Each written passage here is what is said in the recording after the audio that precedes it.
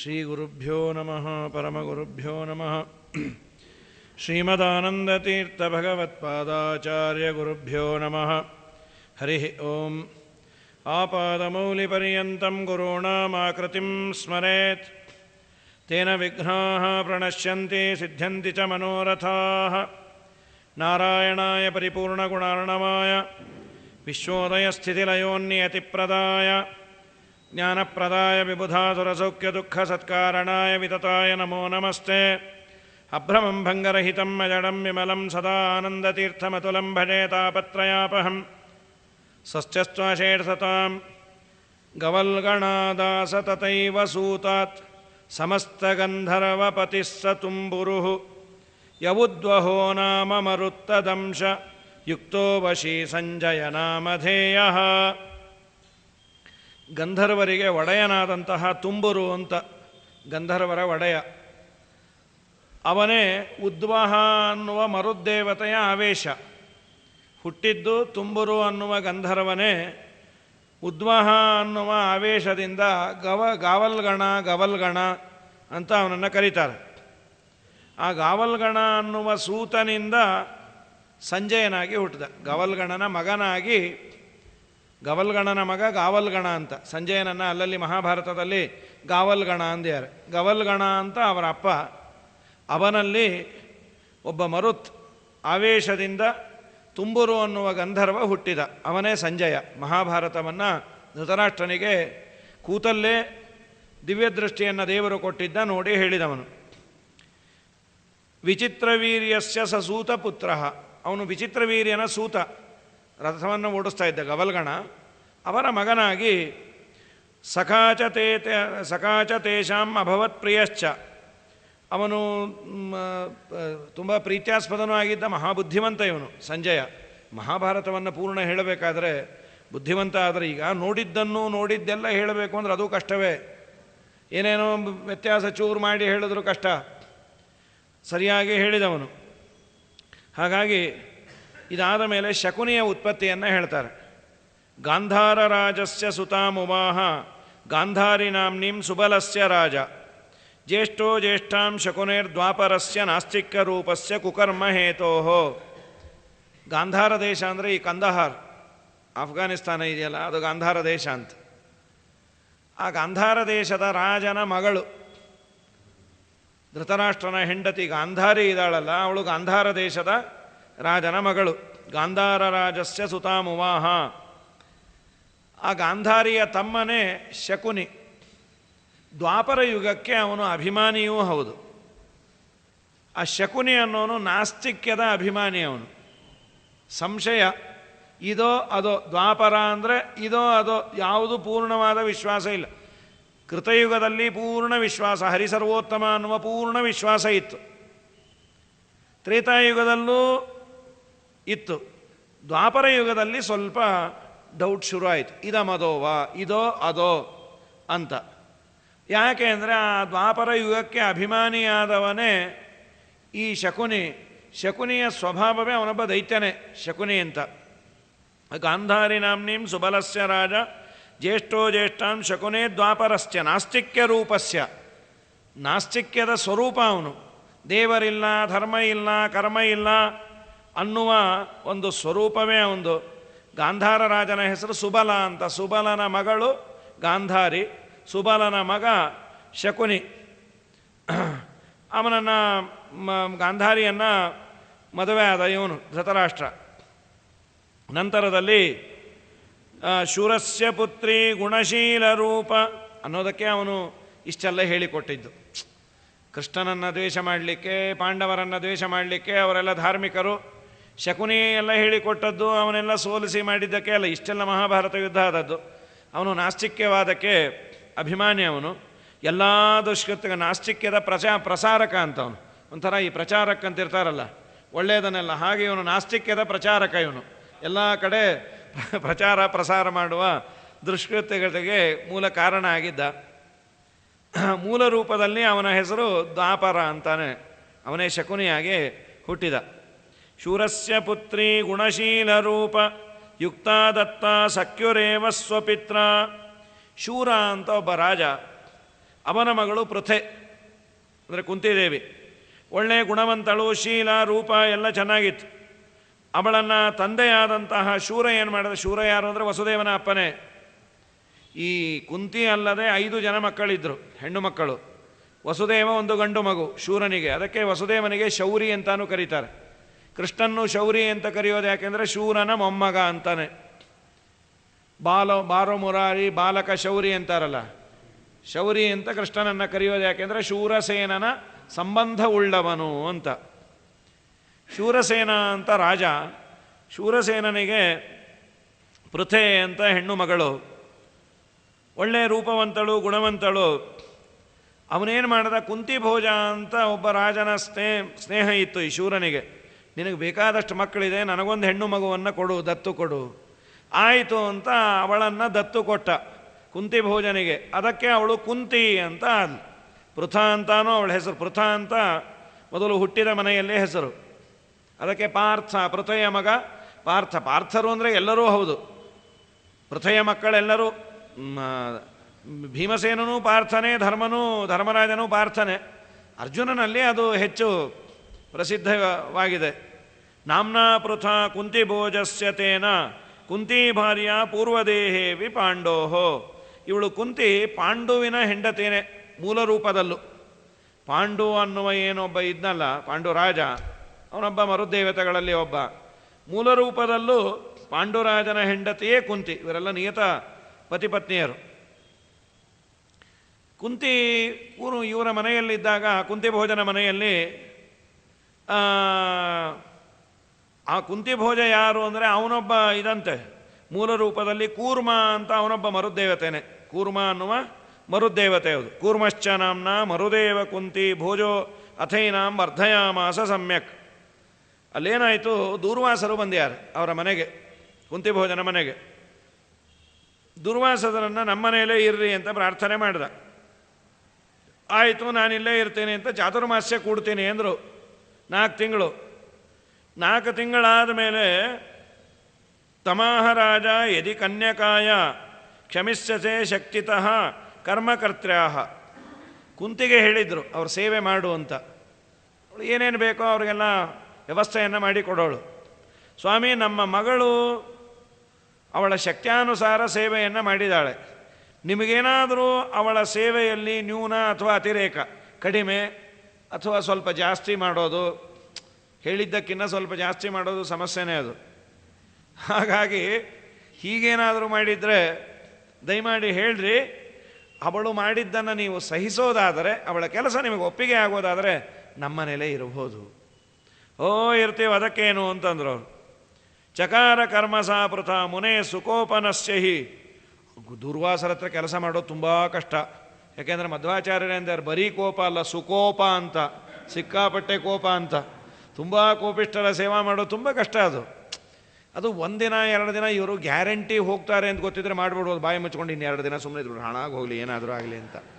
ಆಸಾಮಿ ಹೋಗೋದೇ ಇಲ್ಲ ಅಂತ ಗೊತ್ತಾದರೆ ತುಂಬ ಕೋಪಿಷ್ಟರ ಹತ್ರ ಕೆಲಸ ಮಾಡೋದು ಕಷ್ಟವೇ. ಆದರೂ ಯಥಾನ ಶಕ್ಯತೆ ಪರೈ ಶರೀರ ವಾಂಗ್ಮನೋನುಗ. ಆಚಾರ್ಯರೇ ಅಂತಾರೆ, ಬೇರೆಯವರಿಂದ ಅವರ ಸೇವೆಯನ್ನು ಅಷ್ಟು ಸಮಾಧಾನದಿಂದ ಮಾಡಲಿಕ್ಕೆ ಆಗೋದಿಲ್ಲ. ಆದರೆ ಅಂಥ ಸೇವೆಯನ್ನು ಮಾಡಿದಾಳೆ ಸಮಾಧಾನದಿಂದ. ದುರ್ವಾಸರ ಸೇವೆಯನ್ನು ಕುಂತಿ ಬೇರೆಯವ್ರಿಗೆ ಸಾಧ್ಯವೇ ಇಲ್ಲ ಅಂದ್ಬಿಟ್ರು ಶ್ರೀಮದಾಚಾರ್ಯರು. ಅಷ್ಟು ಅದ್ಭುತವಾದ ಸೇವೆಯನ್ನು ಮಾಡಲು. ಸಂವತ್ಸರತ್ರಯೋದಶಂ ತಯಾ ಯಥಾವದರ್ಚಿತ. 13 ವರ್ಷ ಅಲ್ಲೇ ಇದ್ರಂತೆ ಪುಣ್ಯಾತ್ಮರು. 13 ವರ್ಷ ಸೇವೆಯನ್ನು ಮಾಡಿದಾಳೆ. 1 ದಿವಸ ಕೋಪ ಇಲ್ಲ, ತಾಪ ಇಲ್ಲ. ತುಂಬ ದೊಡ್ಡ ತಪಸ್ಸದು. ಯಾಕೆಂದರೆ ಚಾತುರ್ಮಾಸ್ಯದಲ್ಲಿ ಯತಿಗಳ ಸೇವೆ, ಸಹಜವಾಗಿ ಯತಿಗಳ ಸೇವೆ ತುಂಬ ಪುಣ್ಯ. ಯತಿಗಳ ಸೇವೆಯನ್ನು ಮಾಡೋದು, ಅದರಲ್ಲೂ ಚಾತುರ್ಮಾಸ್ಯದಲ್ಲಿ ಯತಿಗಳ ಸೇವೆಯನ್ನು ಮಾಡಿದ್ರೆ ಇನ್ನೂ ಪುಣ್ಯ ಅಂತ. ಈ ಪುಣ್ಯಾತ್ಮಗಳು ಯತಿಗಳ ಸೇವೆ ಅಲ್ಲ. ಆಚಾರ್ಯರಂತಾರೆ ಗೀತಾಭಾಷ್ಯದಲ್ಲಿ, ಯತಿಗಳ ಸೇವೆಯನ್ನು ಮಾಡಿದವರ ಸೇವೆ ಮಾಡಿದ್ರೂ ಪುಣ್ಯ ಅಂತ. ಯಾರೋ ಯತಿಗಳ ಸೇವೆ ಮಾಡೋ ಪರಿಚಾರಕರು ಇರ್ತಾರಲ್ಲ, ಅವ್ರಿಗೊಂದಿಟ್ಟು ನಮಸ್ಕಾರ ಮಾಡಿ ನಿಮಗೇನಾದರೂ ಅನುಕೂಲ ಮಾಡಿಕೊಡ್ತೀವಿ ಅಂದರೂ ಪುಣ್ಯ ಇದೆ. ಅಂಥದ್ದು ದುರ್ವಾಸರು ಎಲ್ಲ ಪರಂಪರೆಯ ಮೂಲ ಪುರುಷರು. ಏನು ಮಾಧ್ವ ಪರಂಪರೆ ಹೇಳಿಕೊಂಡು ಬರ್ತೀವಿ, ಎಲ್ಲ ಪರಂಪರೆ ದುರ್ವಾಸರ ಸನ್ಯಾಸಿಗಳವರು. ಆ ನಂತರದಲ್ಲಿ ಉಪಾದಿಶತ್ ಪರಮ್ಮನುಂ ಸಮಸ್ತ ದೇವ ವದ್ಯಶಂ. ಎಲ್ಲ ದೇವತೆಗಳನ್ನು ವಶೀಕರಿಸಿಕೊಳ್ಳುವ ಮಂತ್ರವನ್ನು ಉಪದೇಶ ಮಾಡಿದ್ರು ಅವಳ ಸೇವೆಗೆ ಮೆಚ್ಚಿ. ನೀನು ತುಂಬ ಚೆನ್ನಾಗಿ ಸೇವೆಯನ್ನು ಮಾಡಿದೆ, ನಿನಗೊಂದು ವರವನ್ನು ಕೊಡ್ತೇನೆ ಅಂತ. ಆಯಿತು ಅಂತ ಸ್ವೀಕಾರ ಮಾಡಿದ್ಲು. ಸ್ವಲ್ಪ ಹುಡುಗತನ, ದೇವರ ಸಂಕಲ್ಪ ಇದು. ಇವರು ಕೊಟ್ಟ ಮಂತ್ರ ಎಫೆಕ್ಟಿವ್ ಆಗಿದೆಯೋ ಇಲ್ಲೋ ನೋಡೋಣ. ಯಾವ ದೇವತೆಗಳನ್ನು ಕರೆದರೂ ಅವರು ಬರ್ತಾರೆ ಅಂತಾರೆ, ಒಂದು ಟ್ರೈ ಯಾಕೆ ಮಾಡಬಾರ್ದು? ಒಂದು ವೇಳೆ ಬಂದುಬಿಟ್ರೆ ಸಾರಿ ನಾನೇನೋ ಕರೆಯಕ್ಕೆ ನಿಮ್ಮನ್ನು ಕರೆದೆ, ಹೋಗಿ ಅನ್ನೋಣ ಅಂತ. ಕರೆದಿದ್ದಾಳೆ, ಇನ್ನು ವಿವಾಹ ಆಗಿಲ್ಲ, ಸೂರ್ಯ ಬಂದ್ಬಿಟ್ಟ. ಋತೌತು ಸಾ ಸಮಾಪ್ಲುತ ಪರೀಕ್ಷಣಾಯ ತನ್ಮನೋಹೋ. ಋತುಕಾಲದಲ್ಲಿ ಸುಸ್ನಾತಳಾಗಿ ಸ್ನಾನ ಎಲ್ಲ ಆದಮೇಲೆ ಆ ಮಂತ್ರದ ಪರೀಕ್ಷೆಗಾಗಿ ಸಮಾಕ್ವಯದ್ ದಿವಾಕರಂ ಸಚ ಆಜಗಾಮ ತಕ್ಷಣಾತೆ. ತಕ್ಷಣ ಬಂದೇ ಬಿಟ್ಟ. ಇವೆಲ್ಲ ಏನೂ ತಪ್ಪಲ್ಲ, ಯಾಕೆಂದರೆ ಸೂರ್ಯ ಹೊರಗಿಂದ ಬಂದ, ಹೌದು. ನಿಮ್ಮ ದೇಹದಲ್ಲಿ ಸೂರ್ಯ ಇದ್ದಾನೆ ಅನ್ನೋದಕ್ಕೆ ನಾವು ಚೆನ್ನಾಗಿ ಕಣ್ಣಿಂದ ರೂಪ ನೋಡ್ತಾ ಇದ್ದೀವಿ. ತತ್ವಾಭಿಮಾನಿಯಾದ ಸೂರ್ಯ ಕಣ್ಣಿನಿಂದ ಹೋದ ಅಂದರೆ ಜಗತ್ತೇ ಅಂಧಕಾರ ನಮಗೆ. ಇವರೆಲ್ಲ ತತ್ವಾಭಿಮಾನಿ ದೇವತೆಗಳು. ಅವರು ಹೊರಗಿಂದ ಬಂದರೂ ಮುಟ್ಟಿದರೂ ಇದ್ಯಾವುದೋ ದೋಷವೇ ಇಲ್ಲ. ಮದುವೆ ಮಾಡಿಕೊಡುವ ಸಂದರ್ಭದಲ್ಲೂ ಹೆಣ್ಣನ್ನು ಒಪ್ಪಿಸಿಕೊಡಬೇಕಾದರೆ ಈ ಹೆಣ್ಣನ್ನು ತತ್ವಾಭಿಮಾನಿ ದೇವತೆಗಳು ಗಂಧರ್ವರು ಭೋಗ ಮಾಡಿದ್ದಾರೆ, ನಿನಗೆ ಕೊಡ್ತಾ ಇದ್ದೀನಿ ಅಂತಾನೆ ಧಾರೆ ಎರೆಯೋದು. ಹಾಗಾಗಿ ಶಾಸ್ತ್ರೀಯ ದೃಷ್ಟಿಯಲ್ಲಿ ಇದನ್ನೆಲ್ಲ ನೋಡಿದಾಗ ದೋಷ ಅನಿಸೋದಿಲ್ಲ. ಅದನ್ನೆಲ್ಲ ಪ್ರೂವ್ ಮಾಡಿರಿ, ಗಂಧರ್ವರನ್ನು ತೋರಿಸಿ ಸೂರ್ಯನ ತೋರಿಸಿ ಎಂದು ಎಲ್ಲಿ ತೋರಿಸೋದು? ನಾವು ನೋಡ್ತಾ ನಿಂತ್ಕೊಳ್ಬೇಕಷ್ಟೇ. ಹಾಗಾಗಿ ಸೂರ್ಯ ಬಂದ. ತಥೋ ನಸ ವಿವರ್ಜ ವಿಸರ್ಜಿತು ಶಶಾಕ ತಮ್ಮಿನಾರತಿಂ. ಒಳ್ಳೆಯ ಮಾತನ್ನು ಆಡಿ, ಇಲ್ಲ ಏನೋ ಕರದೆ ನೀವು ಹೋಗ್ಬಿಡಪ್ಪ, ದಯಮಾಡಿ ಏನೋ ಆಯಿತು, ಏನು ಒಳ್ಳೆಯ ಮಾತಾಡಿದ್ರು ನಾನು ಬಂದಿದ್ದೀನಿ, ನಾನು ಬಂದ ಮೇಲೆ ಅಂಗಸಂಗ ಆಗಲೇಬೇಕು. ಸುವಾಕ್ ಪ್ರಯತ್ನತೋಪಿತ ಮಥಾಸಸಾದ ಭಾಸ್ಕರ. ಆದಮೇಲೆ ಅನುಗ್ರಹ ಆಯಿತು, ಸೂರ್ಯಂದು ಒಂದು ಮಗು ಆಯಿತು, ಕುಂತಿದೇವಿ. ಆ ಮಗು ಕರ್ಣ ಕುಂಡಲ ಎಲ್ಲವನ್ನ ಹಾಕಿಕೊಂಡು ಹುಟ್ಟಿದ ಕರ್ಣ. ದೇಹದ ಮೇಲೆ ಎಲ್ಲ ಬಂಗಾರದ ಕವಚ ಇತ್ತಂತೆ. ಸತತ್ರ ಜಜ್ಞಿವಾನ್ ಸ್ವಯಂ ದ್ವಿತೀಯ ರೂಪಕೋ ವಿಭು ಸವರ್ಮ ದಿವ್ಯ ಕುಂಡಲೋ ಜ್ವಲನ್ನಿವ ಸ್ವತೇಜಸ. ಕವಚ ದಿವ್ಯವಾದ ಕುಂಡಲಗಳಿಂದ ತೇಜಸ್ಸಿನಿಂದ ಹೊಳಿತಾ ಇತ್ತು. ಸ್ವಯಂ ಸೂರ್ಯನೇ ಅವತಾರ ಮಾಡಿದ. ಆ ಸೂರ್ಯ ಬರೀ ಸೂರ್ಯ ಆಗಿದ್ದರೆ ಇಷ್ಟೆಲ್ಲ ಗಲಾಟೆ ಆಗ್ತಾ ಇರಲಿಲ್ಲ ಕರ್ಣಂದು. ಕರ್ಣನಲ್ಲಿ ಸೂರ್ಯನ ಅವತಾರ. ಕರ್ಣನಲ್ಲಿ ಒಬ್ಬ ದೈತ್ಯ ಸೇರ್ಕೊಂಡ್ಬಿಟ್ಟ, ಸಹಸ್ರವರ್ಮ ಅಂತ. ಮಾಡಬಾರದ ಕೆಲಸ, ಎಷ್ಟು ವಿರೋಧ. ಅದರಲ್ಲೂ ದ್ರೌಪದಿಯನ್ನು ಚಿಚ್ಚಿ ಆಡ್ತಾನೆ ಕರ್ಣ, ಚಿಚ್ಚಿ ಆಡ್ತಾನೆ. ಆಚಾರ್ಯರಂತಾರೆ, ಪುರಾಸ ವಾಲಿ ಮಾರಣ ಪ್ರಭೂತ ದೋಷ ಕಾರಣಾತೆ. ವಾಲಿಯನ್ನು ಕೊಂದ ದೋಷ ಸುಗ್ರೀವನಾದಾಗ, ಸುಗ್ರೀವ ಸೂರ್ಯ. ರಾಮಾವತಾರದಲ್ಲಿ ಸುಗ್ರೀವನಾದಾಗ ವಾಲಿಯನ್ನು ಕೊಂದ ದೋಷ. ಇಷ್ಟೇ ಅಲ್ಲ, ಸಹಸ್ರವರ್ಮ ನಾಮಿನ ಅಸುರೇಣ ವೇಷ್ಟಿತೋ ಅಜನಿ. ಆ ಪಾಪದಿಂದ ಅಲ್ಲಿದ್ದ ನರಕಾಸುರನು ಒಂದು ಅಂಶದಿಂದ ಆವೇಶ ಹೊಂದಿದ್ದ ಅಂತ ಅದು ಒಂದು ಮಾತಿದೆ ಮಹಾಭಾರತ ವನಪರ್ವದಲ್ಲಿ. ಕರ್ಣೋಪಿ ಆವಿಷ್ಟ ಚಿತ್ತಾತ್ಮ ನರಕಸ್ಯಾಂತರಾತ್ಮನ ಅಂತ ವಿಶೇಷವಾಗಿ ಆಚಾರ್ಯರು ಹೇಳೋದು ಸಹಸ್ರವರ್ಮ ಅಂತ ಇದ್ದ. ಅಂತೂ ಅವನು ಸುಗ್ರೀವ ಮಾಡಿದ ಪಾಪ ಕಮ್ಮಿ, ವಾಲಿ ಮಾಡಿದ ಪಾಪ ಕಮ್ಮಿ. ಆ ಜನ್ಮದಲ್ಲೇ ಅವನಿಗೆ ದೇವರು ಶಾಸನವನ್ನು ಮಾಡಿಬಿಟ್ಟ. ಮುಂದಿನ ಜನ್ಮದಲ್ಲಿ ವಾಲಿಯನ್ನು ಅರ್ಜುನನನ್ನಾಗಿ ಹುಟ್ಟಿಸಿ ಎಷ್ಟು ದೇವರು ಮಾಡಿದ್ದು. ಈ ಸುಗ್ರೀವ ಮಾಡಿದ ಪಾಪ ಸ್ವಲ್ಪ ಜಾಸ್ತಿ. ರಾಮಾಯಣದಲ್ಲಿ ಬರುವ ಪ್ರಶ್ನೆ ಇದೆ ಅಲ್ವಾ, ವಾಲಿ ಸುಗ್ರೀವನ ಹೆಂಡತಿಯನ್ನು ಸ್ವೀಕಾರ ಮಾಡಿದ ಶ್ರೀರಾಮಚಂದ್ರ ಕೊಲ್ಲೋದಾದರೆ ಸುಗ್ರೀವನು ವಾಲಿಯ ಹೆಂಡತಿಯನ್ನು ಸ್ವೀಕಾರ ಮಾಡಿದ, ಯಾಕೆ ಕೊಲ್ಲಬಾರ್ದಾಗಿತ್ತು? ನಿಮ್ಮ ರಾಮನ ಕೆಲಸ ಆಯಿತು, ಅದಕ್ಕೆ ಬಿಟ್ಟ. ಎಲ್ಲರೂ ಅಷ್ಟೇ, ಅವ್ರ ಕೆಲಸ ಆದರೆ ಒಪ್ಕೋತಾರೆ ಎಲ್ಲ ತಪ್ಪುಗಳನ್ನು. ಹಾಗಲ್ಲ, ತಪ್ಪು ಚಿಕ್ಕದಿದ್ದರೆ ಬೇಗ ತಿದ್ದುತ್ತಾನೆ ದೇವರು. ತುಂಬ ತಪ್ಪಿದ್ರೆ ಬಾ ಮಗನೇ ಮುಂದಿನ ಜನ್ಮದಲ್ಲಿ ನೋಡ್ಕೋತೀನಿ ಅಂತ. ಇದು ಸ್ವಚ್ಛ. ಇದು ತ್ರೇತಾಯುಗ ದ್ವಾಪರ ಯುಗ ಇದೆಯಲ್ಲ, ಒಂದು ಮೈನ್ ಎಕ್ಸಾಮು, ಇನ್ನೊಂದು ಸಪ್ಲಿಮೆಂಟ್ರಿ ಎಕ್ಸಾಮ್. ಇದು ದೇವತೆಗಳ ಸಾಧನೆಗಾಗಿ ಸ್ಲಾಟ್. ಅದು ತ್ರೇತಾಯುಗ ದ್ವಾಪರ ಯುಗ. ತ್ರೇತಾಯುಗದಲ್ಲಿ ತುಂಬ ಪುಣ್ಯ ಮಾಡಿದರೆ ದ್ವಾಪರದಲ್ಲಿ ಅದನ್ನು ಕಡಿಮೆ ಮಾಡಿಸ್ತಾನೆ. ತ್ರೇತಾಯುಗದಲ್ಲಿ ಕಡಿಮೆ ಪುಣ್ಯವನ್ನು ಮಾಡಿದರೆ ದ್ವಾಪರದಲ್ಲಿ ದೇವರು ಪೂರ್ಣ ಮಾಡಿಸಿ, ಇನ್ನು ಕಲಿಯುಗದಲ್ಲಿ ದೇವತೆಗಳಿಗೆ ಅವತಾರ ಇಲ್ಲದೇ ಇದ್ದದ್ದರಿಂದ ಲಾಸ್ಟ್ ಚಾನ್ಸ್, ಅವರವ್ರು ಏನೋ ಅದನ್ನು ಪೂರ್ಣ ಮುಗಿಸ್ಕೊಂಡು ಹೋಗಬೇಕು. ಶ್ರೀಮದಾಚಾರ್ಯರು ಇದನ್ನು ತಾತ್ಪರ್ಯದ ಅಲ್ಲಲ್ಲಿ ಹೇಳ್ತಾರೆ. ಈ ಗೋಪಿಕಾಸ್ತ್ರೀಯರ ಬಗ್ಗೆ ಅದನ್ನೇ ಮುಂದೆ ಆಚಾರ್ಯರು ಇಲ್ಲೇ ಹೇಳ್ತಾರೆ ಕೃಷ್ಣಾವತಾರದ ಬಗ್ಗೆ ಹೇಳಿದಾಗ. ಸೊ ಅವನು ಸುಗ್ರೀವನಾದಾಗ ಮಾಡಿದ ಪಾಪ ದೊಡ್ಡದು, ಅತ್ತಿಗೆಯನ್ನು ಸ್ವೀಕಾರ ಮಾಡಿದ. ಆ ಪಾಪ ತುಂಬ ದೊಡ್ಡದು ಇತ್ತು. ಆಚಾರ್ಯರು ಇಲ್ಲೇ ಹೇಳಿರೋದು ವಾಲಿಯನ್ನು ಕೊಂದ ಕಾರಣದಿಂದ, ಅಣ್ಣನನ್ನು ಕೊಂದದ್ದಕ್ಕೆ ದೇವರು ಅರ್ಜುನನಾದ. ಇಷ್ಟೇ ಅಲ್ಲ, ಕುಶ ಇದಾನಲ್ಲ ಅವನು ಇಂದ್ರ, ವಾಲಿಯನ್ನು ರಾಮ ಕೊಂದರು, ಕುಶನನ್ನಾಗಿ ಮತ್ತೆ ಪಡೆದ, ದೇವರ ಮಗನಾಗಿ ಅವತಾರ ಮಾಡಿದ. ಮುಂದಂತೂ ಅರ್ಜುನನಾಗಿ ಹುಟ್ಟಿದಾಗ ಇಂದ್ರಾವತಾರಿ ತನ್ನ ತಂಗಿಯನ್ನು ಕೊಟ್ಟ, ಏನು ಬೇಕಾದ ಮಾಡಿಟ್ಬಿಟ್ಟು ಸಾರಥ್ಯವನ್ನು ಮಾಡಿದ. ಇವಂದು ಹಾಗಾಗಲಿಲ್ಲ. ಯಥಾಗ್ರಹೈರ್ವಿದುಷ್ಯತೆ ಮತೆಂಡಣಂ ತಥೈವಹಿ. ಯಾವುದಾದ್ರೂ ಭೂತವೋ ಪ್ರೇತವೋ ಒಳಗೆ ಸೇರಿಕೊಂಡಾಗ ನಾರ್ಮಲ್ಲಾಗಿದ್ದವನು ಹುಚ್ಚುಚ್ಚಾಗಾಡ್ತಾನಲ್ಲ ಯಾವುದೋ ಪ್ರವೇಶ ಮಾಡಿದಾಗ, ಹಾಗೆ ಈ ಸಹಸ್ರವರ್ಮ ಅನ್ನೋನು ಸೇರಿ ಅಭೂಚ್ಯ ದೈತ್ಯ ದೂಷಿತ ಮತಿರ ದಿವಾಕರಾತ್ಮನಃ.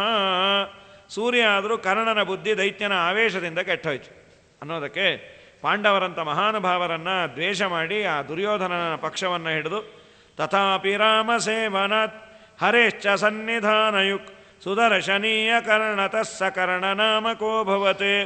ಅಲ್ಲಪ್ಪ, ಹಾಗಾದರೆ ದೇವರು ಅವನ ರೂಪವನ್ನು ಯಾಕೆ ವಿಕಾರ ಮಾಡಲಿಲ್ಲ?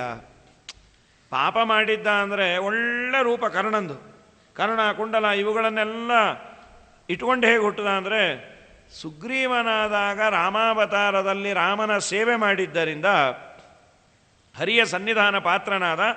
ಆದ್ದರಿಂದ ಸುಂದರವಾದ ಕಿವಿಗಳಂತೆ, ಕರ್ಣ ಅಂದರೆ ಕಿವಿ, ಒಳ್ಳೆಯ ಕರ್ಣ ಇದ್ದದ್ದರಿಂದ ಅವನಿಗೆ ಕರ್ಣ ಅಂತ ಕರೆದದ್ದು. ವಸುಷೇಣ ಅಂತಾನೂ ಹೆಸರಿದೆ, ಬಂಗಾರವನ್ನು ಹಾಕಿಕೊಂಡು ಹುಟ್ಟಿದ್ದರಿಂದ. ಕಿವಿಗಳು ತುಂಬ ಚೆನ್ನಾಗಿತ್ತು, ಕರ್ಣ ಅಂತ. ನದಿ ಪ್ರವಾಹತೋ ಗತಂ ದದರಶ ಸೂತನಂದನಃ. ಅದನ್ನು ಒಂದು ಬುಟ್ಟಿಯಲ್ಲಿಟ್ಟು ತೇಲಿಬಿಟ್ಲವಳು. ಅವನೊಬ್ಬ ಸೂತ ನೋಡ್ದ, ಒಬ್ಬ ಸೂತಪುತ್ರ. ಆ ಸಮೇತವಾಗಿ ರತ್ನಗಳ ಸಮೇತವಾಗಿ ಮನೆಗೆ ಕರ್ಕೊಂಬಂದ. ಅಧಿರಥ ಅಂತ ಅವನ ಹೆಸರು.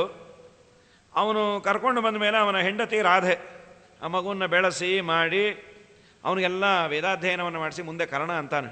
ತುಂಬ ಒಳ್ಳೆ ಮಾತುಗಳು. ಈ ರಾಧೆಗೆ ಕರ್ಣನ ಮೇಲೆ ಎಷ್ಟು ಪ್ರೀತಿ ಅಂದರೆ ಕುಂತಿ ಬಂದಾಗ ಈ ಮಾತನ್ನಾಡ್ತಾನೆ, ನಾನು ನಿನ್ನ ತಾಯಿ, ನನಗೆ ಗೊತ್ತು ಅಂದ ಅವನು. ಅಮ್ಮ, ಇವತ್ತು ನೀನು ಬರ್ತಾ ಇದೆಯಲ್ಲ, ನನಗೆ ಯಾವತ್ತೂ ತಾಯಿಯ ಅನಿವಾರ್ಯತೆ ಇತ್ತು. ಅವತ್ತು ನೀನು ನಿನ್ನ ಮರ್ಯಾದೆಗಾಗಿ ನನ್ನನ್ನು ನೀರಲ್ಲಿ ತೇಲಿಬಿಟ್ಟು, ಸಂಬಂಧವೇ ಇಲ್ಲದ ಅವನು ನನ್ನ ಅಧಿರಥ ಮನೆ ಕರ್ಕೊಂಡು ಹೋಗಿ ಆ ರಾಧೆ ತನ್ನ ತೊಡೆಯ ಮೇಲೆ ಹಾಕಿಕೊಂಡ್ರೆ ಹೆತ್ತ ಮಗುವಿಗೆ ಹಾಲನ್ನು ಕೊಡಲಿಕ್ಕೆ ಅವಳ ಸ್ತನದಲ್ಲಿ ಹಾಲು ಬಂದರೆ ಸರಿ, ನನ್ನನ್ನು ನೋಡಿ ಆನಂದದಿಂದ ಸ್ತನದಲ್ಲಿ ಹಾಲು ಉಕ್ಕಿ ಬಂತು. ಇದನ್ನು ಮಲಮೂತ್ರವನ್ನು ಅವಳು ಸಂತೋಷದಿಂದ ಎತ್ತಿ ನನ್ನನ್ನು ರಕ್ಷಣೆ ಮಾಡಿದ್ದಾನೆ. ದಯಮಾಡಿ ನಾನು ಕೌಂತೆಯ ಆಗೋದಿಲ್ಲ, ರಾಧೆಯೇ ಆಗಿ ಉಳಿತೇನಮ್ಮ. ಯಾವ ಕಾಲದಲ್ಲಿ ನನಗೆ ತಾಯಿಯ ಅನಿವಾರ್ಯತೆ ಇತ್ತು, ಅವತ್ತು ನಿನ್ನ ಮರ್ಯಾದೆಗಾಗಿ ನೀನು ಬಿಟ್ಟು. ನೋಡು, ಕಡೆಗೆ ಇನ್ನೊಂದು ಮಾತು ಹೇಳ್ತೇನೆ, ದಯಮಾಡಿ ಪಂಚಪಾಂಡವರು ಅನ್ನೋದಕ್ಕೆ ಎಂದೂ ಚ್ಯುತಿ ಬರೋದು ಬೇಡ. ಯುದ್ಧದಲ್ಲಿ ನಾನು ಸಾಯ್ತೇನೆ, ಇಲ್ಲ ಅರ್ಜುನ ಸಾಯ್ತಾನೆ. ಅರ್ಜುನ ಸತ್ರು ಪಂಚಪಾಂಡವರೇ, ನಾನು ಸತ್ರು ಪಂಚಪಾಂಡವರೇ. ದಯಮಾಡಿ. ಆದರೂ ನನ್ನ ಹತ್ತಿರ ಬಂದವ್ರಿಗೆ ಇಲ್ಲ ಅನ್ನಲ್ಲ, ನನ್ನನ್ನಂತೂ ಹೆತ್ತ ತಾಯಿ ಅಲ್ಲ, ನೀ ಏನಾದರೂ ಕೇಳ್ಕೊ, ನಾ ಕೊಡ್ತೀನಿ. ಅರ್ಜುನನನ್ನು ಕೊಲ್ಲೋದನ್ನು ಬಿಟ್ಟು ಇಷ್ಟು ಹೇಳಿಬಿಟ್ಟ ಅವನು. ಕರ್ಣನ ಮಾತುಗಳು ತುಂಬ ಚೆನ್ನಾಗಿದೆ. ಕೃಷ್ಣ ಬಂದು, ಕುಂತಿ ಬಂದು ಕರ್ಣನ ಹತ್ರ ಮಾತಾಡಬೇಕಾದ್ರೆ ಏನು ಮಾತುಗಳು ಕರ್ಣನದ್ದು. ಕರ್ಣ ಅಂತಾನೆ ಕೃಷ್ಣನಿಗೆ, ಕೃಷ್ಣ, ನಾನು ಧರ್ಮರಾಜನ ಹತ್ರ ಬರೋದಿಲ್ಲ, ನಾನು ಅಣ್ಣ ಅಂತ ಹೇಳೋದಿಲ್ಲ. ಯಾಕೆ? ನಾನೇನಾದರೂ ಬಂದೆ ಅಂತಾದರೆ ಧರ್ಮರಾಜ ಸಮಗ್ರ ರಾಜ್ಯವನ್ನು ನನಗೆ ಕೊಟ್ಟು ಬಿಡ್ತಾನೆ. ನಾನು ಆ ರಾಜ್ಯವನ್ನು ತೆಗೆದುಕೊಂಡು ಹೋಗಿ ದುರ್ಯೋಧನನಿಗೆ ಕೊಡ್ತೇನೆ. ಯಾಕೆ? ಅವನ ಋಣ ಇದೆ ನನಗೆ. ಪಾಂಡವರಂಥವರಿಗೆ ರಾಜ್ಯ ಇರಬೇಕು, ಆದ್ದರಿಂದ ನಾನು ಬರೋದಿಲ್ಲ. ಅವರು ಧಾರ್ಮಿಕರು, ಅವರಿಗೆ ಇರಬೇಕು. ಈ ಮಾತುಗಳನ್ನು ಕರ್ಣ ಆಡ್ತಾನೆ ಮೂಲ ಮಹಾಭಾರತದಲ್ಲಿ. ತುಂಬ ಅದ್ಭುತವಾದ ಮಾತದು. ಆ ಕೃಷ್ಣ ಕರ್ಣನ ಸಂವಾದ, ಕುಂತಿ ಕರ್ಣನ ಸಂವಾದ ಕೇಳಬೇಕು, ತುಂಬ ಅದ್ಭುತವಾಗಿದೆ ಅದು. ಸರಿ, ಮನೆ ಕರ್ಕೊಂಬಂದ ಮೇಲೆ ಸಮೃದ್ಧೋ ನಿಖಿಲಾಶ್ರುತಿ ರದಿಜಗೋ ಶಾಸ್ತ್ರಾಣಿ ಸರ್ವಾಣಿ ಚ. ಎಲ್ಲ ವೇದಾಧ್ಯಯನ ಆಯಿತು, ಮತ್ತು ಶಸ್ತ್ರಾಸ್ತ್ರಗಳನ್ನು ಚೆನ್ನಾಗಿ ಕರ್ತ. ಬಾಲ್ಯಾದೇವ ಮಹಾಬಲೋ ನಿಜಗುಣೈ ಸಂಭಾಸಮಾನೋ ಅವಸನ್. ಬಾಲ್ಯದಿಂದಲೇ ಅವನು ಅದ್ಭುತವಾದ ಬಲಿಷ್ಠನಾಗಿ ಔದಾರ್ಯ ಗುಣಗಳಿಂದ ಕೂಡಿದ್ದ. ದಾನಕ್ಕೆ ಅಂದರೆ ಕರ್ಣನನ್ನೇ ಹೇಳ್ತಾರೆ. ನಾಮ್ನಾಸೌ ವಸುಶೇಷ ವಸುಷೇಣತಾಂ ಅಗಮತೆ, ಅವನನ್ನು ವಸುಷೇಣ ಅಂತಾನೆ ಕರೆದರು. ವಸು ಅಂದರೆ ಸಂಪತ್ತು, ಅವನ ಸಮೀಪದಲ್ಲೇ ಜೊತೆಗೆ ಇತ್ತು, ಆದ್ದರಿಂದ ವಸುಷೇಣ ಅಂತ. ಸಂಪತ್ತಿನಿಂದ ಶೇಣ ಅಂದರೆ ಸಂಬದ್ಧ, ಬಂಗಾರವೇ ಮೈಮೇಲಿದ್ದದ್ದರಿಂದ ವಸುಷೇಣ ಅಂತ. ಇದಾದ ಮೇಲೆ ಕುಂತಿಯ ವಿವಾಹ ಆಯಿತು ಪಾಂಡುರಾಜನ ಜೊತೆ. ಅತ ಕುಂತಿ ದತ್ತಾಸ ಪಾಂಡೋ ಸೋಪ್ಯೇತಯಾ ಚಿರಂ ರೇಮೆ ಶೂರಾತ್ ಶೂದ್ರಾಂ ಜಾತಾಂ ವಿದುರೋ ಅಹವದ್ ಆರುಣೀಂ ಗುಣಾಢ್ಯಾಂ ಸಹ. ಇನ್ನು ವಿದುರನಿಗೂ ಮದುವೆ ಆಯಿತು. ಆರುಣಿ ಅಂತ ಒಬ್ಬ ಹೆಣ್ಣನ್ನು ಕೊಟ್ಟು ಮದುವೆಯನ್ನು ಮಾಡಿದ್ರು. ಇಷ್ಟು ಹೇಳಿ ಶಲ್ಯನ ಉತ್ಪತ್ತಿಯನ್ನು ಹೇಳ್ತಾರೆ. ಅತ ಚರ್ತಾಯನ ನಾಮ ಮದ್ರೇಶಃ ಶಕ್ರತುಲ್ಯ ಪುತ್ರಾರ್ಥಿ ಕನ್ಯಾರತ್ನಂ ಚಾಪ್ತುಂ ಚಕ್ರೆ ಬ್ರಾಹ್ಮಂ ತಪೋ ವರಂ ಚಾಪ. ಋತಾಯನ ಅಂತ ಒಬ್ಬ, ಆ ಮದ್ರರಾಜ, ಹೆಸರಿನ ಮದ್ರರಾಜ ಇಂದ್ರನಂಥ ಮಗ ಬೇಕು ಅಂತ, ಜೊತೆಗೆ ಒಂದು ಕನ್ಯಾರತ್ನನೂ ಬೇಕು ಅಂತ ಬ್ರಹ್ಮದೇವರನ್ನು ಕುರಿತು ತಪಸ್ಸು ಮಾಡಿದಂತೆ. ನನಗೆ ಇಂದ್ರನಂಥ ಮಗ ಹುಟ್ಟಬೇಕು, ಒಂದು ಹೆಣ್ಣು ಮಗುವು ಬೇಕು.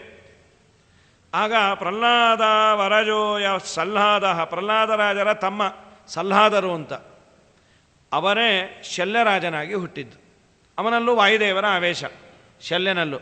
ಪ್ರಹ್ಲಾದ ವರಜೋಯಸ್ಸ ಸಲ್ಲಾದೋ ನಾಮತೋ ಹರೇರ್ಭಕ್ತ ಸೋ ಅಭೂತ್ ಬ್ರಹ್ಮವರಾಂತೆ ವಾಯೋರಾವೇಶಯಕೆ ಸುತೋ ರಾಜ್ಞಃ ಸಮಾರುತಾವೇಶವಶಾತ್ ಪೃಥಿವ್ಯಾಂ ಬಲಾದಿಕೋಭೂತ್.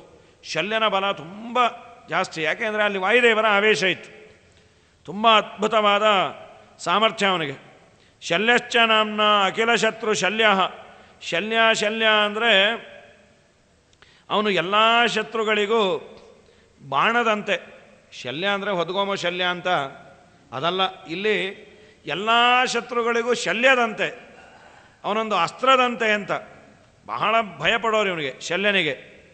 ಹಾಗಾಗಿ ಬಭೂವ ಕನ್ಯಾಸಚ ಮಾದ್ರಿ ಅಂತ ಒಂದು ಹೆಣ್ಣು.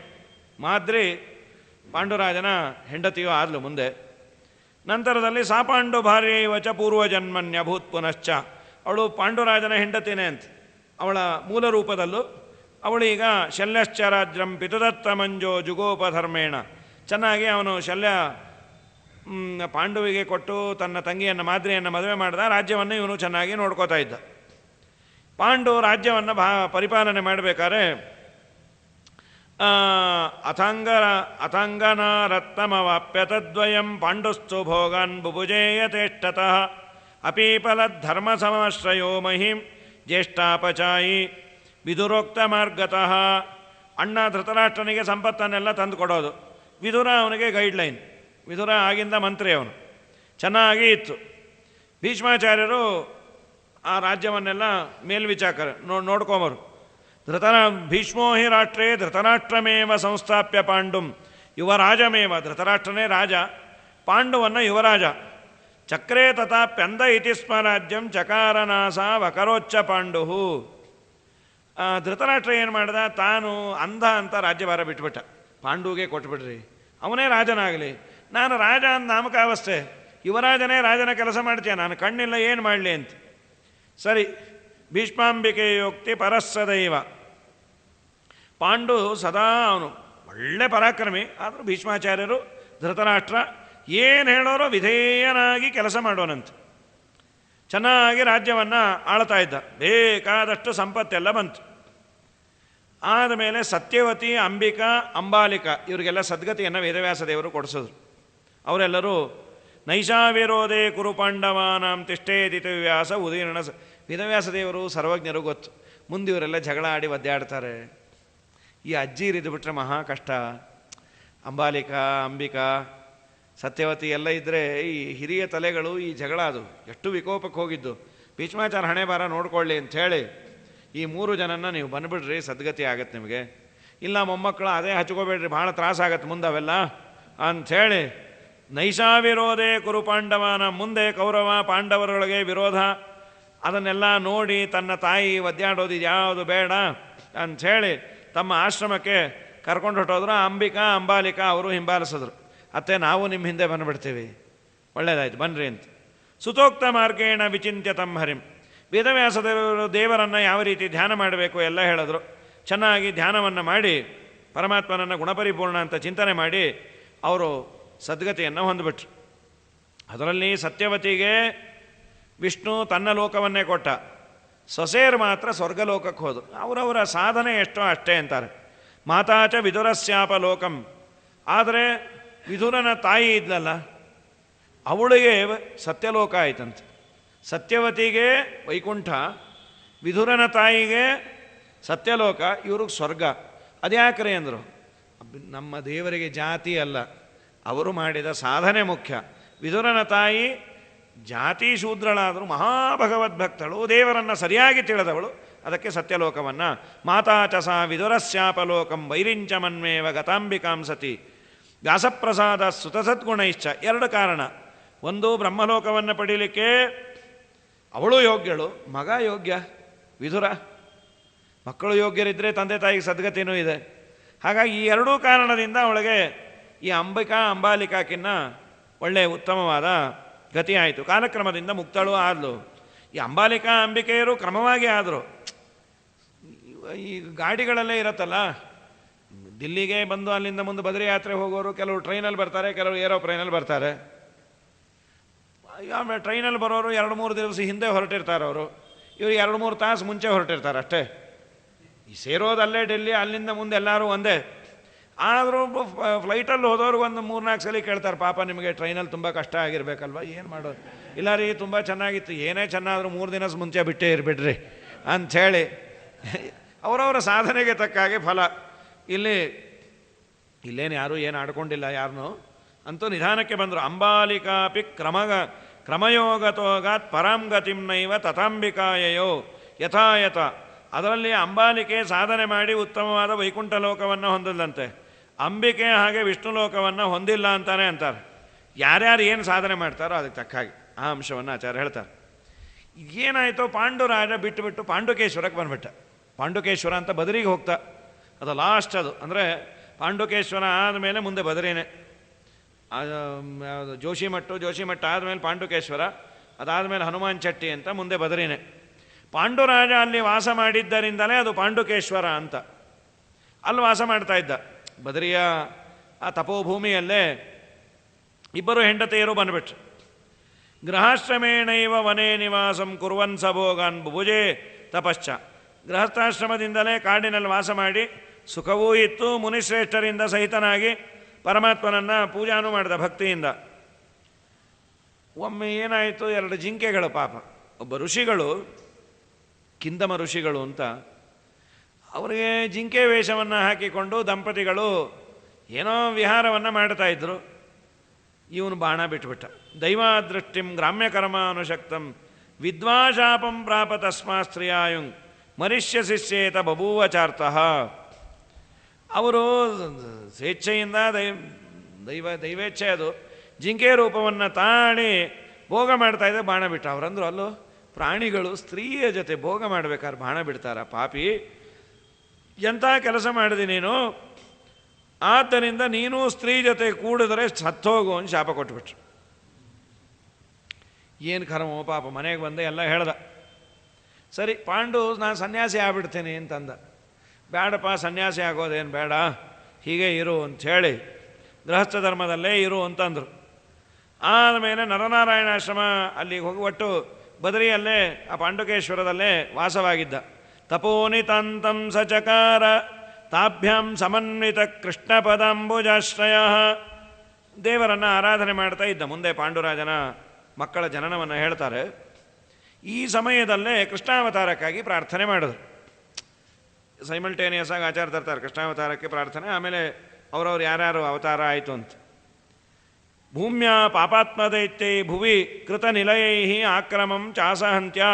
ಸ್ವಾಮಿ, ಭೂಭಾರ ಹರಣ ಮಾಡಬೇಕು, ಭೂಮಿಯಲ್ಲಿ ಭಾರ ಜಾಸ್ತಿ ಆಗಿದೆ, ಅಯೋಗ್ಯರು ದೇವರನ್ನು ನಿಂದ ಮಾಡೋರೆಲ್ಲ ಇದ್ದಾರೆ, ನೀನು ಬರಬೇಕು ಅಂಥೇಳಿ ಕ್ಷೀರ ಸಮುದ್ರ ತೀರದಲ್ಲಿ ಬ್ರಹ್ಮಾದಿ ದೇವತೆಗಳು ಬಂದು ಪ್ರಾರ್ಥನೆ ಮಾಡಿದ್ರು. ಊಚುಪ್ಪರಂ ಪುರುಷಮೇನ ಮನಂತ ಶಕ್ತಿಂ ಸೂಕ್ತೇನ ತೇ ಅಬ್ಜಜ ಮುಖ ಅಪಿಪೌರುಷೇಣ. ಪುರುಷ ಸೂಕ್ತದಿಂದ ದೇವರನ್ನು ಸ್ತೋತ್ರ ಮಾಡಿದನು. ತುಂಬ ಪ್ರೀತಿ ಅದು ದೇವರಿಗೆ. ನೀನು ಅವತಾರ ಮಾಡಬೇಕು ಅಂಥೇಳಿ. ಖಿನ್ನಾಯತೋತಿ ಮುಖ ಸ್ತವತೆ ಅತಿ ಪಾಪಾಹ. ಅದರಲ್ಲೂ ಭೂದೇವಿ ಪಾಪ ತುಂಬ ಭಾರದಿಂದ, ಅವಳು ಗೋರೂಪವನ್ನು ತೆಗೆದುಕೊಂಡು ಬಂದಿದ್ಲಂತೆ. ಸ್ವಾಮಿ ನೀನು ಅವತಾರ ಮಾಡುವೆ. ಅವಳು ಬ್ರಹ್ಮದೇವರ ಹತ್ರ ಬಂದು ಸಾಕ್ಷಾತ್ತಾಗಿ ಹೋಗಲಿಲ್ಲ. ಬ್ರಹ್ಮದೇವರು ಬಂದು ದೇವರ ಬಳಿಯಲ್ಲಿ ಇವಳ ಭಾರವನ್ನು ಕಮ್ಮಿ ಮಾಡು. ಆಯಿತು. ವಾದಿರಾಜರು ಅನೇಕ ಕಾರಣಗಳನ್ನು ಕೊಡ್ತಾರೆ. ಅಲ್ರಿ ಬ್ರಹ್ಮದೇವರೇ ಮಾಡ್ಬೋದಾಗಿತ್ತಲ್ಲ ಒಂದು 4 ಜನರ ದೈತ್ಯರ ಸಂಹಾರ. ಅವ್ರಂತಾರೆ ನಾವೆಲ್ಲ ಪರತಂತ್ರರು ಅನ್ನೋ ತೋರಿಸೋ ಸಲುವಾಗಿ ಅಲ್ಲಿ ಬಂದ್ರಂತೆ. ನಾವು ದೇವರ ಆಜ್ಞೆ ಇಲ್ಲದೆ ಏನು ಮಾಡಲ್ಲ. ವಾಸವ ಮುಖ ವಿಬುಧಾಸುರ ನಿಜಯಕ್ಕೆ ವಾಸುದೇವನೇ ಶುಭಾಶುಭದ ಈ ಸಮಸ್ತ ಜಗ ಕೀಶ ಕೇಶವ ಅನೀಶ ಜೀವರಂಬಿ ಸುಜ್ಞಾನವೇ ಫಲವಿದು ಬಾಳ್ದುದಕ್ಕೆ ಸಿರಿ ನಿಲಯನ ಗುಣಗಳ ತಿಳಿದು ಭಜಿಸುವುದೇ ಫಲವಿದು ಬಾಳ್ದುದಕ್ಕೆ. ನಾವೆಲ್ಲರೂ ದೇವರ ಆಜ್ಞೆ ಇದ್ದರೆ ಏನಾನ ಮಾಡಬಲ್ಲವಿ. ದೇವರ ಅನುಗ್ರಹ ಇಲ್ಲ ಅಂದರೆ ನಾವು ಏನೂ ಮಾಡಲಿಕ್ಕಾಗಲ್ಲ ಅಂತ ತಾವು ವಿರಿಂಚ ವೈರಿಂಚ ಮುಖಾಮರೇಶಾಹ ಸ್ವಪಾರತಂತ್ರಂ ಭುವಿದರ್ಶಯಂತ್ಯ. ನಾವು ಪರತಂತ್ರರು ಅನ್ನೋದನ್ನು ತಿಳಿಸೋ ಸಲುವಾಗಿ ಅಂತ. ಬೇಡ, ಅವರು ಪರತಂತ್ರರು ಇರಲಿ, ತಾನೇ ಹೋಗೋದು ದೇವರ ಹತ್ರ. ಮಧ್ಯದಲ್ಲಿ ಇವರು ಮರ್ಜಿ ಯಾಕೆ ಬ್ರಹ್ಮದೇವರದು? ನಾವೇ ಡೈರೆಕ್ಟಾಗಿ ಹೋಗೋದಪ್ಪ, ದೇವರೇನು ಬೇಡ ಅನ್ನೋದಿಲ್ಲ. ಯಾಕೆ ಹೋಗಲಿಲ್ಲ? ನೀವು ಏನೇ ಹೋಗೋದಾದರೂ ದೇವರ ಹತ್ರ ಡೈರೆಕ್ಟಾಗಿ ಹೋಗೋ ಅಧಿಕಾರ ಇಲ್ಲೇ ಇಲ್ಲ. ಅದು ಏನೇ ಹೋಗೋದಾದರೂ ವಾಯುದೇವರ ಬ್ರಹ್ಮದೇವರ ಮುಖಾಂತರವೇ ಹೋಗ್ಬೇಕಂತ. ಯಾಕೆಂದ್ರೆ ದೇವರನ್ನು ಅಡ್ರೆಸ್ ಮಾಡಲಿಕ್ಕೆ ಒಂದು ಯೋಗ್ಯತೆ ಬೇಕಲ್ರಿ. ಅದಕ್ಕೆ ಇಲ್ಲಿ ಪ್ರೋಟೋಕಾಲ್ ಅಂತ ಇಟ್ಟಿರ್ತಾರಲ್ಲ, ಈ ಲೋಕದಲ್ಲೇ ಅವರು ಪೊಸಿಷನ್ ನಿಮಿತ್ತದಿಂದ ಪ್ರೋಟೋಕಾಲು. ಸಹಜವಾಗಿ ಮಾತಾಡಬೇಕು ಅಂದರೆ ಲೋಕಲ್ ಕಾಲೇ, ನಾವು ಮನುಷ್ಯರು ಅವರು ಮನುಷ್ಯರೇ. ಪೋಸ್ಟ್ ನಿಮಿತ್ತದಿಂದ ಅವರು ದೊಡ್ಡವರು, ಅವರೇನು ದೇವತೆಗಳಲ್ಲ. ಇಲ್ಲಿ ಹಾಗಲ್ಲ.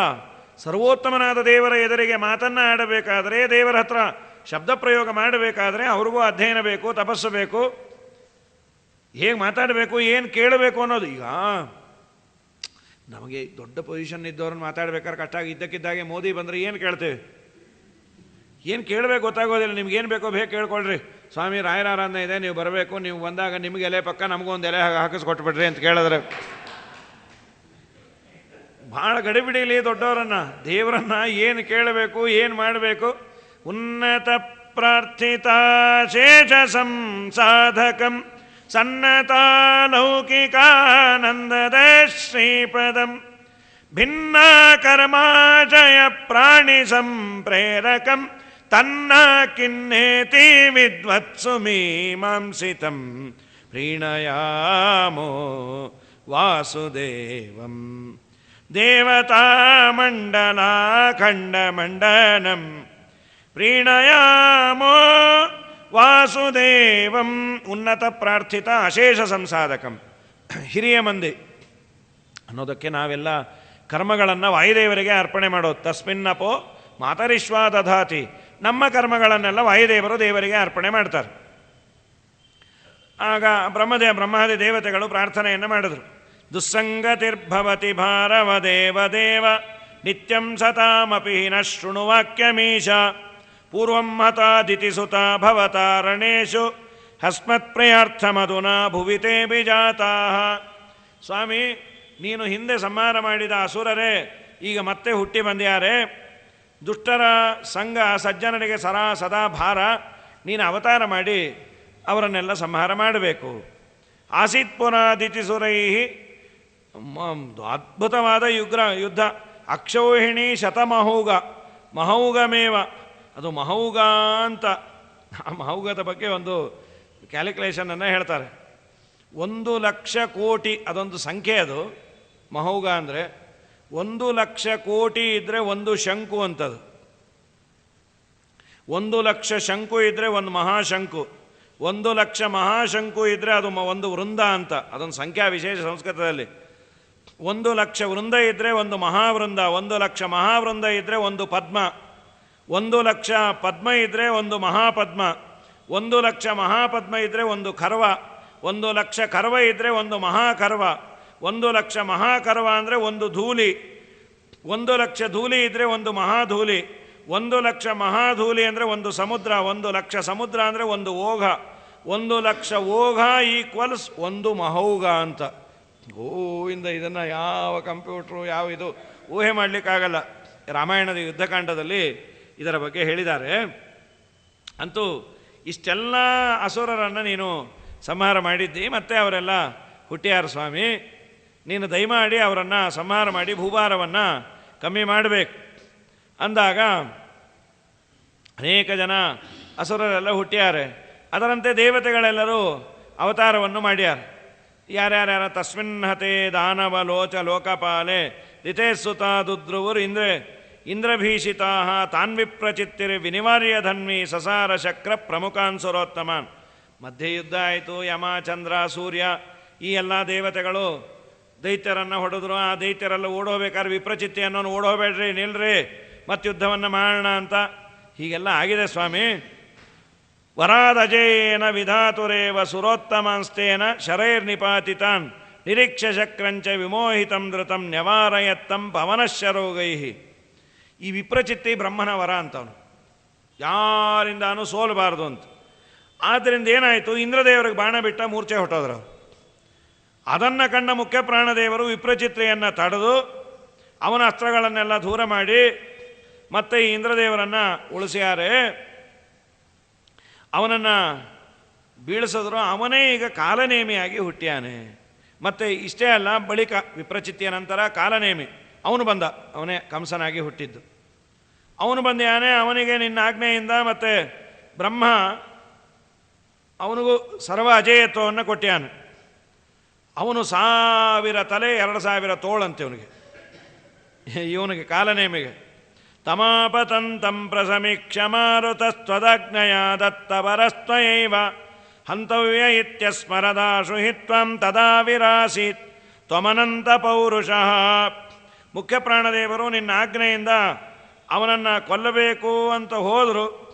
ಆಗ ನಿನ್ನನ್ನು ನೆನೆದು ಅನಂತ ಶಕ್ತಿ ಉಳ್ಳ ನೀನು ಬಂದು ಅವನ ತೋಳುಗಳನ್ನೆಲ್ಲ ಕತ್ತರಿಸಾಕಿ ಜಗತ್ತನ್ನು ಉದ್ಧಾರ ಮಾಡಿ ಅವನನ್ನು ಸಂಹಾರ ಮಾಡಿದಿ. ತಥೋ ಅಸುರಾಷ್ಟೇ ನಿಹತ ಅಶೇಷಾಹ. ಎಲ್ಲರನ್ನೂ ಕೊಂದು ಆದರೆ ಮತ್ತೆ ಹುಟ್ಟಿಯಾರ ಅವರೆಲ್ಲ. ಯಾಕೆಂದರೆ ಪಾಪ ಮಾಡಬೇಕು, ಮತ್ತೆ ಹುಟ್ಟಿ ಅವ್ರ ಸಾಧನೆ ಆಗಬೇಕಲ್ಲ, ಅದಕ್ಕೆ ಮತ್ತೆ ರೀಬರ್ತ್ ದೇವರು ಕೊಡೋದು. ದಿನಾ ನಾವು ಪಾಪಪುರುಷನನ್ನು ವಿಸರ್ಜನೆ ಮಾಡ್ತೀವಲ್ಲ, ನಮ್ಮ ದೇಹದಲ್ಲಿ ಪಾಪಪುರುಷ ಇದ್ದಾನೆ. ದಿನ ಬ್ರಹ್ಮಯಜ್ಞ ಮಾಡಬೇಕಾದ್ರೆ ಗುರುಮಂತ್ರದ ಸಮಯದಲ್ಲಿ ಅವನನ್ನು ವಿಸರ್ಜನೆ ಮಾಡ್ತೀವಿ. ನಿನ್ನೆ ಸತ್ನಲ್ಲ, ಮತ್ತೆ ಹುಟ್ಟುತ್ತಾನೆ ಅವನು. ಪಾಪಪುರುಷ ದಿನಾ ಹುಟ್ಟುತ್ತಾನೆ. ದಿನ ಅವನನ್ನು ನಾವು ದೂರ ಹಾಕಬೇಕು.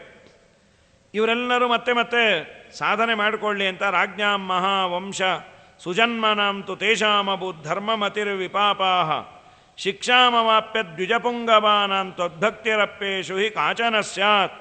ಮಹಾವಂಶದಲ್ಲಿ ಹುಟ್ಟಿದ ರಾಜರಿಗೆ ಪಾಪರಹಿತ ಧರ್ಮ ಬುದ್ಧಿ ಉಂಟಾಗಿದೆ. ಹಾಗಾಗಿ ಸ್ವಲ್ಪ ಅಂದರೆ ಪಾಪ ಮಾಡದ ಧರ್ಮದಲ್ಲಿ ಬುದ್ಧಿ ಬೇರೆ ಆಗಿದೆ. ನಿನ್ನಲ್ಲಿ ಭಕ್ತಿ ಬರೋದು ಸಂಭಾವಿತವೇ. ಯಾವಾಗ ಪಾಪ ಮಾಡೋದಿಲ್ಲ, ದೇವರಲ್ಲಿ ಚೂರು ಭಕ್ತಿಯನ್ನು ಮಾಡ್ತಾರೆ. ನಿನ್ನಲ್ಲಿ ಚೂರು ಭಕ್ತಿಯನ್ನು ಮಾಡಿದರೂ ಅವನಿಗೆ ಸದ್ಗತಿ ಆಗತ್ತೆ, ಅವನು ದುರ್ಗತಿಯನ್ನು ಪಡೆಯೋದಿಲ್ಲ. ಮಹಾದೈತ್ಯರವರೆಲ್ಲ ಚೂರೋ ಪಾರೋ ಏನೋ ಇನ್ಫ್ಲೂಯೆನ್ಸಿಂದ ಮತ್ತೆ ಧರ್ಮ ಮಾಡಿಬಿಟ್ರೆ ಅವ್ರಿಗೆ ಆಗೋ ಗತಿ ಆಗಲ್ಲ. ನೀ ದಯಮಾಡಿ ಬಾ ಅಂಥೇಳಿ ದೇವರನ್ನು ಬ್ರಹ್ಮಾದಿಗಳು ಪ್ರಾರ್ಥನೆಯನ್ನು ಮಾಡಿದಾಗ ಆಯಿತು, ನಾನು ವ್ಯವಸ್ಥೆಯನ್ನು ಮಾಡ್ತೇನೆ ಅಂಥೇಳಿ ದೇವರು ಸೌಗ್ರಸೇನ ಸುರಗಾಯಕಸ್ಸ ಜಾತೋ ಯದುಶ್ವೇವ ತಥಾಭಿಧೇಯ ತವೈವ ಸೇವಾರ್ಥಮಮುಷ್ಯ ಪುತ್ರೋ ಜಾತೋಸುರ ಕಾಲನೇಮಿಸ್ಸ ಈಶ. ಉಗ್ರಸೇನ ಅಂತ ದೇವತೆಗಳ ಗಾಯಕ ಅಂತ ಅವನು ನಿನ್ನ ಸೇವೆಗಾಗಿ ಯದುವಂಶದಲ್ಲಿ ಅದೇ ಹೆಸರಿಂದ ಕಂಸನ ಅಪ್ಪ ಉಗ್ರಸೇನ ಹುಟ್ಟ್ಯಾನೆ. ಅವನ ಮಗನಾಗಿ ಕಾಲನೇಮಿ ಹುಟ್ಟ್ಯಾನೆ, ಅವನೇ ಕಂಸ. ಈಗ ಯಸ್ತ್ವತ್ಪ್ರಿಯಾರ್ಥಂ ನಹತೋ ಹಿ ವಾಯುನಾ ಭವತ್ ಪ್ರಸಾದಾತ್ ಪರಮೀಶಿತಾಪಿ. ಮುಖ್ಯಪ್ರಾಣ ನಿನ್ನ ಅನುಗ್ರಹದಿಂದ ಅವನನ್ನು ಕೊಲ್ಲಕ್ಕೆ ಸಮರ್ಥನೆ. ಆದರೂ ಪುನಃ ಹುಟ್ಟಿದಾನೆ. ಅವನನ್ನು ಕೊಂದಿದ್ದ ನಿನ್ನ ಮತ್ತೆ ಕಾಲನೇಮಿ ಅಲ್ಲಿ ಹುಟ್ಟಿಯಾನೆ. ಶಿವವರದಿಂದ ಅಜೇಯ ಬೇರೆ ಆಗಿದ್ದಾನೆ. ಯಾರಿಂದಲೂ ಸಾಯಬಾರದು. ಈ ರುದ್ರದೇವರ ವರ ಅವ್ರಿಗೆಲ್ಲ ನೀನು ಅನುಗ್ರಹವನ್ನು ಮಾಡಬೇಕು. ಸೌಗ್ರಸೇನೋ ಜನಿತೋ ಅಸುರೇಣ ಕ್ಷೇತ್ರೇ ಹಿ ತದ್ರೂಪಧರೇಣ ಮಾಯೆಯ ಗಂಧರ್ವಜೇನ ದ್ರುಮಿಲೇನ ನಾಮ್ನ ಕಂಸೋಜಿತೋ ಏನ ವರಾತ್ ಶಚೀಪತಿ. ಗಂಧರ್ವ ಕುಲದಲ್ಲಿ ಒಬ್ಬ ಧ್ರುಮಿಲ ಅಂತ ಅವನು ಮಾಯಾ ಇಷ್ಟ ಬಂದ ರೂಪ ಉಗ್ರಸೇನನ ರೂಪ ತೆಗೆದುಕೊಂಡ್ಯಾನೆ. ಅವನ ಮಗನಾಗಿ ಈ ಕಂಸ ಹುಟ್ಟ್ಯಾನೆ. ಆದ್ದರಿಂದ ವರಬಲದಿಂದ ಇಂದ್ರನನ್ನು ಪರಾಭವಗೊಳಿಸ್ಯಾನೆ. ನೀನು ಅವತಾರ ಮಾಡಬೇಕು. ಆಯಿತು, ನಾನೆಲ್ಲಿ ಹುಟ್ಟಬೇಕು ಮಾಡಬೇಕು ಅಂದಾಗ ಕೃಷ್ಣ ಅವತಾರಕ್ಕೆ ವಸುದೇವ ದೇವಕಿಯರನ್ನು ಸೆಲೆಕ್ಟ್ ಮಾಡಿದ್ದು. ಅದಕ್ಕೆ ಹರಿವಂಶ ಕಥೆ ಹೇಳುತ್ತೆ, ಆಚಾರ್ಯರು ಚೂರು ಚೂರೇ ಹೇಳಿಕೊಂಡು ಹೋಗ್ತಾರೆ. ಅದೇನಾಗಿತ್ತು, ಕಶ್ಯಪರ ಮನೆಯಲ್ಲಿ ಕಶ್ಯಪ ಅದಿತಿ ಅವರಿಬ್ಬರೇ ವಸುದೇವ ದೇವಕಿ. ಯಾಕೆ ಅವರು ಹುಟ್ಟಿದ್ದು? ಕಶ್ಯಪರ ಮನೆಯಲ್ಲಿ ಒಂದು ಯಜ್ಞ, ಹಾಗೆಲ್ಲ ಯಜ್ಞ ಯಾಗ ಮಾಡಿದಾಗ ಅಡುಗೆ 100 ಜನ ಬಂದಾಗ ಬೇಕಲ್ಲ, ಅಡುಗೆ ಅವ್ರಿಗೆ ಹೇಳ್ತಾ ಇರಲಿಲ್ಲಂತೆ. ಮತ್ತು ಅಡುಗೆ ಆಗಬೇಕಲ್ಲ. ವರುಣನ ಮನೆಯಲ್ಲಿ ಒಂದು ಕಾಮಧೇನು ಇತ್ತು. ಅದನ್ನು ಕೇಳಿದ್ರು, ನಮ್ಮ ಮನೇಲಿ ಒಂದು ಯಜ್ಞ ಇದೆಯಪ್ಪ, ದಯಮಾಡಿ ಕಾಮಧೇನು ಕಳಿಸಿರು, ಊಟ ತಿಂಡಿ ಆದಮೇಲೆ ನಿಮಗೆ ವಾಪಸ್ ಕೊಟ್ಟುಬಿಡ್ತೀವಿ. ಸರಿ ಕೊಡೋರು. ಅದಕ್ಕೇನಂತದು? ಅದು ಏನಾಯಿತು, ಕಶ್ಯಪರಿಗೆ 2 ಹೆಂಡತಿಯರು, ಅನೇಕ ಜನ, ಇಲ್ಲಿ ಪ್ರಧಾನವಾಗಿ ದೇವಕಿ ಹಾಗೂ ಇನ್ನೊಬ್ಬಳಿದ್ದಲ್ಲ ನಂದನ ವಸುದೇವನ ಇನ್ನೊಬ್ಬಳು ರೋಹಿಣಿ. ಅವರಿಬ್ಬರು ಯಾರು ಅಂದರೆ ಒಬ್ಬಳು ಅದಿತಿ, ಇನ್ನೊಬ್ಬಳು ಸುರಭಿ ಅಂತ ಮೂಲ ರೂಪದಲ್ಲಿ. ಇಸ್ಕೊಂಬಂದರು, ಬೇಕಾದ್ದು ಕೊಡೋದು, ವಾಪಸ್ ಕೊಡ್ಲಿಕ್ಕೆ ಮನಸ್ಸೇ ಬರಲಿಲ್ಲ. ವರುಣದೇವರು 3-4 ಸಲ ಬಂದು ಕೇಳಿದ್ರು, ನಿಮ್ಮ ಕೆಲಸ ಆಗಿದ್ರೆ ನಮ್ಮ ಮಕ್ಕಳು ಕೊಡ್ರಿ, ಈ ಒಳ್ಳೆಯ ಪದಾರ್ಥ ಕೊಡ್ಲಿಕ್ಕೆ ಮನಸ್ಸೇ ಬರಲ್ಲ. ಅಯ್ಯೋ ಇದ್ಕೊಳ್ಳಿ ಬಿಡ್ರಿ, ಅವರು ಮರ್ತ್ಯಾರೆ ಅಂತ ಜಾಣ ಮರು ಇವೆಲ್ಲ, ಅವರೇ ಕೇಳಿಲ್ಲ, ನೀವು ಸುಮ್ಮನೆ ಕೊಡೋದು ಯಾಕೆ ಅಂತ. ವರುಣದೇವರು ಬಂದು ಕೇಳಿದ್ರು. ಅವ್ರು ಬಂದಾಗೆಲ್ಲ ಒಂದು ಸಣ್ಣ ಪವಮಾನ ಹೋಮ ಇಟ್ಕೊಂಡ್ಬಿಡೋರು ಇವರು. ಸ್ವಾಮಿ ಇನ್ನೂ ಹೋಮ ಮುಗೋದಿಲ್ಲ. ಸೀದಾ ಬ್ರಹ್ಮದೇವರಲ್ಲಿ ಕಂಪ್ಲೇಂಟ್ ಮಾಡಿದ್ರು ಅವರು, ಸ್ವಾಮಿ ನಮ್ಮನೆ ಆಕಳು ತೊಗೊಂಡು ಹೋಗಿ ಕೊಡಬೇಕೋ ಬೇಡ? ಅವ್ರ ಕೆಲಸ ಮುಗಿದ ಮೇಲೆ ಕೊಡಬೇಕಪ್ಪ, ಇನ್ನೊಂದು ಸಲ ಕೇಳಲಿಕ್ಕೆ ಬಾಯಿರತ್ತೆ. ಕೆಲಸ ಮುಗಿದ ಮೇಲೂ ಕೊಡಲಿಲ್ಲ ಅಂದರೆ ಇದು ಅನ್ಯಾಯ. ಇದು ಬ್ರಹ್ಮದೇವರು ಬಂದಂದರು, ಅಲ್ರೋ ನಿಮ್ಮ ಕೆಲಸ ಆದಮೇಲೆ ಅವ್ರು ಆಕಳು ಕೊಡಲಿಕ್ಕೇನೋ? ಇಲ್ಲ ಏನೋ ಏನಿಲ್ಲ, ಆಕಳ ಮೇಲೆ ಅಷ್ಟು ಪ್ರೀತಿ ಮಾಡಿದ್ದರಿಂದ ನೀವು ಭೂಮಿಯಲ್ಲಿ ಹುಟ್ಟ್ರಿ ಅಂತ ಶಾಪ ಕೊಟ್ಟರು. ಆದ್ದರಿಂದ ನೀವು ಆಕಳು ಗೀಕಳೆಲ್ಲ ಕಟ್ಟ್ರಿ ಅಂತಾನು ಶಾಪ ಕೊಟ್ರಂತೆ. ಹರಿವಂಶದಲ್ಲಿ ಬರುವ ಕಥೆ ಅದು. ಸರಿ ಆಯಿತು, ಅವ್ರ ಮುಂದೆ ತಪಸ್ಸು ಮಾಡಿದರು, ದೇವರೇ ಮಗನಾಗಿ ಅವತಾರ ಮಾಡಬೇಕು ಅಂತ. ಇದಾದ ಮೇಲೆ ಕಂಸ ಸಮುದ್ರರಾಜನನ್ನು ಗೆದ್ದು ಅವನಿಂದ ರತ್ನಗಳನ್ನೆಲ್ಲ ಅಪಹಾರ ಮಾಡಿದ್ದ. ಮಗಧ ರಾಜನಾದ ಜರಾಸಂಧ ಇದ್ನಲ್ಲ, ಅವನು ತನ್ನ 2 ಹೆಣ್ಣು ಮಕ್ಕಳನ್ನು ಒಬ್ಬ ಯಕ್ಷನನ್ನು ಗೆದ್ದಿದ್ದ, ವ್ಯವಸ್ಥೆ ಮಾಡಿದ್ದ. ಬಲಾತ್ಕಾರದಿಂದ ಆ ಕನ್ಯೆಯರನ್ನು ಇವನೇ ಮದುವೆ ಆದ, ಅಸ್ಥಿಬಾಯಿ ಪ್ರಾಸ್ತಿಬಾಯಿ ಅಂಥೇಳಿ. ಜರಾಸಂಧನ ಹುಟ್ಟನ್ನು ಹೇಳ್ತಾರೆ. ಇದು ಅಂಶಾವತಾರವೇ ಆದದ್ದರಿಂದ ಯಾರ್ಯಾರ್ದೇನೆ ಅಂತ. ಸವಿಪ್ರಚಿತ್ತಿಶ್ಚ ಜರಾಸುತೋ, ಕಾಲನೇಮಿ ಅನ್ನುವ ಕಲಿ, ವಿಪ್ರಚಿತ್ತಿ, ಆಮೇಲೆ ಕಾಲನೇಮಿ, ಇವರು ಅಸುರರಲ್ಲಿ ತಾರತಮ್ಯ. ಇದು ಕಲಿ ಸುಪ್ರೀಂ, ಕಲಿಯ ನಂತರ ವಿಪ್ರಚಿತ್ತಿ, ಅದಾದ ಮೇಲೆ ಕಾಲನೇಮಿ. ಈ ಕಾಲನೇಮಿ ಎಲ್ಲೋ ಇದ್ದಾನೆ ಅಂತಲ್ಲ, ನಮ್ಮ ಒಳಗೆ ಇದ್ದಾನೆ. ಕಾಲನೇಮಿ ಅನ್ನೋ ಅಸುರ ಅವನು ತತ್ವಾಭಿಮಾನಿ ಅಸುರ. ನಮ್ಮ ಎಲ್ಲ ಇಂದ್ರಿಯಗಳನ್ನು ಕೆಟ್ಟದ್ದಕ್ಕೆ ಪ್ರೇರಣೆ ಮಾಡೋನೇ ಅವನು. ಆದ್ದರಿಂದ ಕೃಷ್ಣನ ಅವತಾರ ಒಂದಿನ ಅಲ್ಲ, ದಿನ ಬೇಕು. ಯಾಕೆಂದರೆ ಕಂಸ ದಿನ ಸಾಯಬೇಕಲ್ಲ. ಈಗ ನಮ್ಮ ಇಂದ್ರಿಯಗಳು ನೋಡಬಾರದು ನೋಡೋದು, ಕೇಳಬಾರದು ಕೇಳೋದು. ನನ್ನ ಅಭಿಪ್ರಾಯದಲ್ಲಿ ಈಗ ಕಾಲನೇಮಿಗೆ ಡ್ಯೂಟಿಗಿನ್ನ ಓಟಿ ಜಾಸ್ತಿ ಆಗಿದೆ. ಯಾಕಂದರೆ ಮಾಡೋದಕ್ಕಿಂತ ಮಾಡಬಾರದ್ದೇ ಜಾಸ್ತಿ ಮಾಡ್ತೀವಲ್ಲ. ಅವನು ನಿರಂತರ ಏನೇನು ಮಾಡಬಾರ್ದೋ ಅದನ್ನೇ ಮಾಡಿಸೋಣ ಅವನು. ಹೀಗಾಗಿ ಜರಾಸಂಧನ ವಿಪ್ರಚಿತ್ತೇನೆ ಜರಾಸಂಧ. ಸವಿಪ್ರಚಿತ್ತಿಶ್ಚ ಜರಾಸುತೋಭೂತ್ ವರದ್ವಿಧಾತುರು ಗಿರಿಶಸ್ಯ ಚೈವ ಸರ್ವೈರಜೇಯೋ ಬಲಮುತ್ತಮಂ ತಜ್ಞಾತ್ವೈವ ಕಂಸಸ್ಯ ಮುದಾಸುತೇ ತತೋ. ಅವನು ವಿಪ್ರಚಿತ್ತಿಯಾಗಿದ್ದ. ಅವನು ಬ್ರಹ್ಮನ ಮತ್ತು ರುದ್ರದೇವರ ವರದಿಂದ ಎಲ್ಲರಿಗೂ ಅಜೇಯ. ಜರಾಸಂಧ ಅಂದರೆ ಮಹಾಸಮರ್ಥ ಅವನು. ಕಂಸನ ಬಲವನ್ನು ತಿಳಿದು ಕೊಟ್ಟುಬಿಟ್ಟ, ಹೋಗಲಿ ಬಿಟ್ಟು ನಮ್ಮ ಮಕ್ಕಳಿಗೆ ಒಳ್ಳೆ ಅಳಿಯ ಸಿಕ್ಕದ ಅಂತ. ಇವನಿಗೂ ವಿಷ್ಣು ದ್ವೇಷ, ಅವನಿಗೂ ವಿಷ್ಣು ದ್ವೇಷ ಹೊಂದತ್ತೆ, ಇಬ್ಬರಿಗೂ ಸಾಮ್ಯ ಇದೆ ನಮಗೂ ನಿಮಗೂ ಅಂಥೇಳಿ.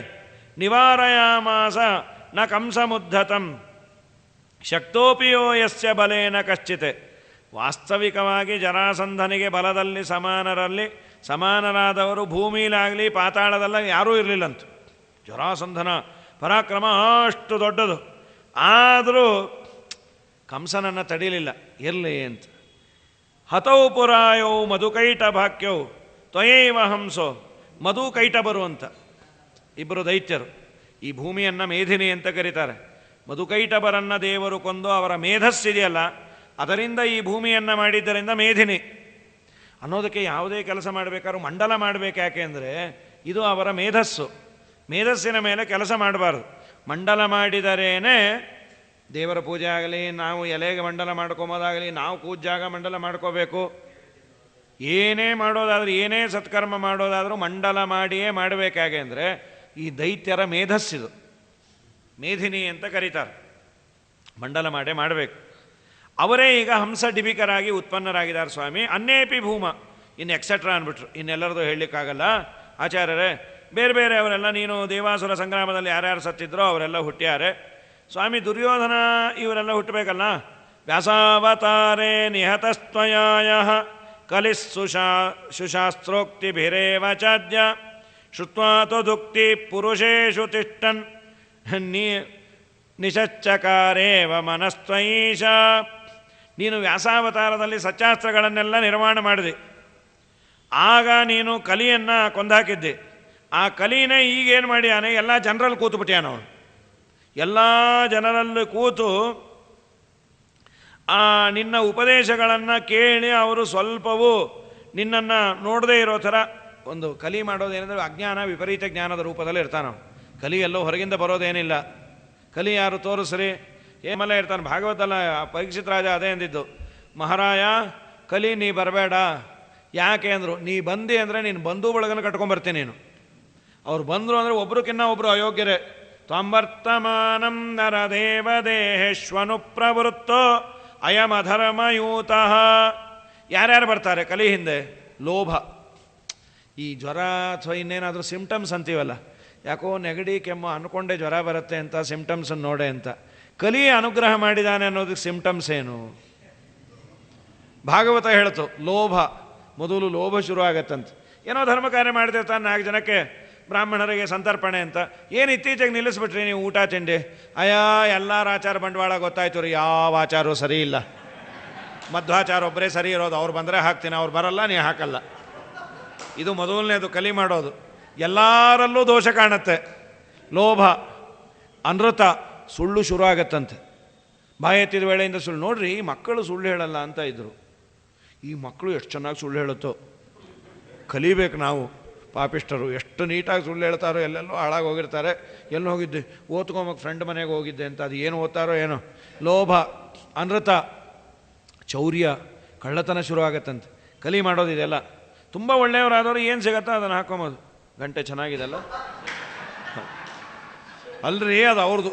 ಹಾಗೆಲ್ಲ ಅನ್ನಬಾರ್ದು. ಅವ್ರದ್ದು ಅಲ್ಲ, ನಮ್ಮದು ಅಲ್ಲ. ಈಶಾವಾಸ್ಯಮಿದಂ ಸರ್ವಂ, ಎಲ್ಲವೂ ಭಗವಂತಂದೇ. ಅವ್ರ ಮನೆಯಲ್ಲೂ ಬಾರಿಸೋದೆ, ನಮ್ಮ ಮನೆಯಲ್ಲೂ ಬಾರಿಸೋದೆ ಅಂಥೇಳಿ. ಚೌರ್ಯ, ಅವಾರ್ಯ ಮೋಹ, ಅಪಾರ ಮೋಹ, ಜ್ಯೇಷ್ಠ, ನಾನು ದೊಡ್ಡವನು ಅಂತ. ಕಲಹ, ಮಾತೆತ್ತಿದ್ರೆ ಜಗಳ. ಇವತ್ತೆಲ್ಲ ನೋಡ್ತಾ ಇದ್ದೀವಿ ನೋಡ್ರಿ, ಸಣ್ಣ ಪುಟ್ಟದ್ದಕ್ಕೆ ಜಗಳ. ಈಗ ಸಹಜವಾದ ಮಾತಿಲ್ಲೇ ಇಲ್ಲ, ಜಗಳದಿಂದಲೇ ಶುರು. ಏನೋ ನೀನು ಅಂದ್ಯಂತೆ ಹೀಗೆ ಮನೇಲಿ. ಕಲಹಶ್ಚ ದಂಭ, ದಂಭ. ಹಿಂದೆಲ್ಲ ಅವರಲ್ಲಿ ಏನು ಕ್ವಾಲಿಟೀಸ್ ಇತ್ತು ಅದನ್ನು ಹೇಳ್ಕೊಳ್ಳಿಕ್ಕೆ ಸಂಕೋಚ ಪಡೋರು. ನೀವೇನೋ ವ್ರತಾಚ ಏಕಾದಶಿ ಅದೆಲ್ಲ ಏನು ಮಾಡಿ, ದೇವರೇನೋ ಮಾಡಿಸ್ತಾನೆ, ಏನು ಮಾಡ್ತೀವೋ ಬಿಡ್ತೀವೋ ಎಲ್ಲ ಹೇಳ್ಬಿಡ್ತೀವಿ ನಾವು. ಎಲ್ಲ ಮಾಡ್ತೀರೋ, ಎಲ್ಲ ಸ್ವಾಮಿ ಮಾಡಿಸ್ತಾನೆ ರೀ, ನಾವು ಯಾರು ಮಾಡೋಕ್ಕೆಲ್ಲ ಆಗ್ತಾಯಿದೆ. ಈಗ ಏನೇನು ಬರಲ್ಲ, ಏನೇನೋ ಬರಲ್ಲಪ್ಪ, ತುಂಬಾ ಬರಲ್ಲ. ಈಗ ಅವ್ರಿಗೆ ಏನೇನು ಬರಲ್ಲ, ಏನು ಬಿಡತ್ತೆ ಏನೂ ಗೊತ್ತಿರಲ್ಲ, ಏನೇನೋ ತುಂಬಾ ಬರಲ್ಲ. ಬಿಡಿ, ಅದೆಲ್ಲ ಯಾಕೆ ಮಾತಾಡೋದು, ಸುಮ್ಮನೆ ಅದನ್ನು ಮಾತಾಡಿದ್ರೂ ತುಂಬ ಪಾಪ ಬರುತ್ತಂತೆ, ಅದಕ್ಕೆ ಮಾತೇ ಆಡಲ್ಲ ಅಂತ. ಜ್ಯೇಷ್ಠಾಚಮಾಯ ಕಲಹಶ್ಚ ದಂಭ, ಇವೆಲ್ಲ ಆಗತ್ತೆ, ನೀನು ಬರಬೇಡ ಅಂತ ಪರೀಕ್ಷಿತ ಅಂದಿದ್ದ. ಕಲಿ ಅಜ್ಞಾನ ವಿಪರೀತ ಜ್ಞಾನದಿಂದ ಇದ್ದ. ಈಗ ಅವನೇ ದುರ್ಯೋಧನನಾಗಿ ಹುಟ್ಟುತ್ತಾನೆ. ಭಗವಂತ ನೀನು ಅವತಾರ ಮಾಡಬೇಕು ಅಂತ ಪ್ರಾರ್ಥನೆಯನ್ನು ಮಾಡ್ಯಾರ. ನಾಳೆ ದಿವಸ ಮುಂದಿನ ಭಾಗವನ್ನು ನೋಡುವ. ನಾಳೆ ಸಕಾಲಕ್ಕೆ ಬರ್ತೇನೆ. ಇವತ್ತು 10 ನಿಮಿಷ ಅಂತ 20 ನಿಮಿಷ ಆಯಿತು. ನಾಳೆ 7ಕ್ಕೆ ಬಂದುಬಿಡ್ತೀನಿ. ನೀವೆಲ್ಲ ಹೇಳೋದ್ರಲ್ಲಿ ಶ್ರೀಕೃಷ್ಣಾರ್ಪಣಮಸ್ತು.